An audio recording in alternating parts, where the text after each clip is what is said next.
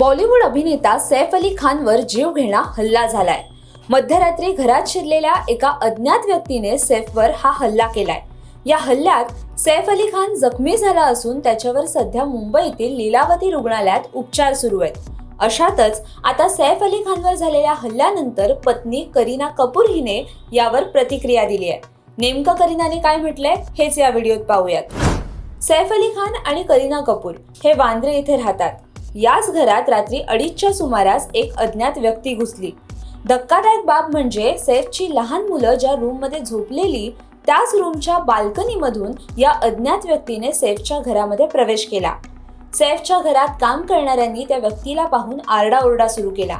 त्यानंतर घरातील सर्वांना जाग आली। सैफ अली खान तातडीने उठून रूममधून बाहेर येत होता। त्यावेळी घरात घुसलेली व्यक्ती आणि सैफ आमने सामने आले। त्यानंतर त्या व्यक्तीने हातातल्या धारदार शस्त्राने सैफवर वार केला। यामध्ये सैफ गंभीर जखमी झाला। त्यानंतर त्याला तातडीने लीलावती रुग्णालयात दाखल करण्यात आलं। रात्री सैफवर शस्त्रक्रिया करण्यात आली। चोराने चाकूने हल्ला केल्यामुळे सैफला मोठ्या जखमा झाल्यात। सैफच्या मानेवर तब्बल 10 सेंटीमीटरची जखम आहे। सैफ अली खानच्या पाठीवरही घरात शिरलेल्या अज्ञात व्यक्तीने वार केलेत। सैफच्या पाठीत त्या व्यक्तीने धारदार शस्त्र खुपसलं। सैफला रुग्णालयात दाखल करण्यात आल्यानंतर शस्त्रक्रिया करून त्याच्या पाठीतून ते शस्त्र काढण्यात आलं। पाठीत खुपसलेलं शस्त्र हे धारदार आणि टोकेरी होतं। आता सैफची प्रकृती स्थिर असल्याची माहिती मिळतेय। दरम्यान आता सैफची पत्नी आणि अभिनेत्री करीना कपूर हिने तिच्या टीमच्या मार्फत एक मेसेज चाहत्यांसाठी दिलाय। रात्री सैफ अली खान आणि करीना कपूरच्या घरात चोरीचा प्रयत्न झाला।